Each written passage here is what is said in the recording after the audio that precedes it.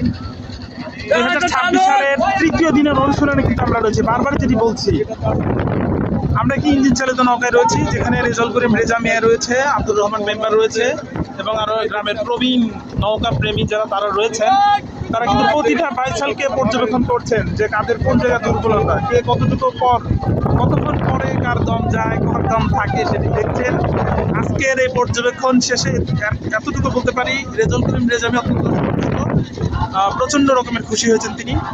আমাদের ষাঁড়ের beta express 2026 সালের তৃতীয় দিনের অনুশীলনে রয়েছে। আপনারা জানেন ষাঁড়ের বিটা এক্সপ্রেস রঙের কাজ চলছে, সেই সঙ্গে কিছুটা মডিফাই হবে 2026-এর রামকান্তপুরে যে পানসি নৌকার বিশ্বকাপ যেটিকে বলা হচ্ছে, মূলত সেখানে সেই প্রতিযোগিতায় অংশগ্রহণ করবার উদ্দেশ্যেই আজকের এই আয়োজন। বিশেষ করে 2026 সালের তৃতীয় দিনের এই অনুশীলন, এবং এই অনুশীলন কিন্তু চলমান চলতেই থাকবে।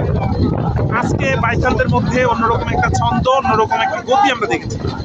আপনারা দেখেছেন বরাবরই ষাঁড়ের ভিটা এক্সপ্রেসের প্রতি নৌকা প্রেমীদের একটা প্রত্যাশা থাকে।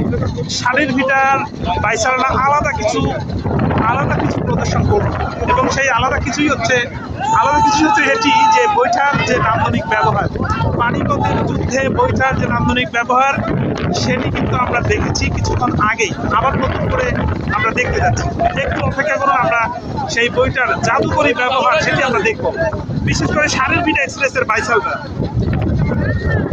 সেই সোনার বাংলা থেকে ষাঁড়ের বিটা এক্সপ্রেস থেকে কিন্তু ষাঁড়ের বিটা এক্সপ্রেস গৌরবময় যে ইতিহাস, যে ঐতিহ্য ষাঁড়ের বিটা এক্সপ্রেস, সেটা কিন্তু বরাবরই ধরে রাখার জন্য এই গ্রামের প্রতিটা মানুষই প্রাণপণ চেষ্টা করে। আবারও সেই গতিময় ছন্দময় বৈঠার ব্যবহার আমরা দেখতে পাচ্ছি। পানিপথের যুদ্ধে বৈঠাই হচ্ছে মূল অস্ত্র এবং শক্তিশালী বাইসাল, যেটি ষাঁড়ের গ্রামে কখনোই কম ছিল না। আমার কথা শোনা যাচ্ছে কিনা কেউ একটু যদি জানাতেন।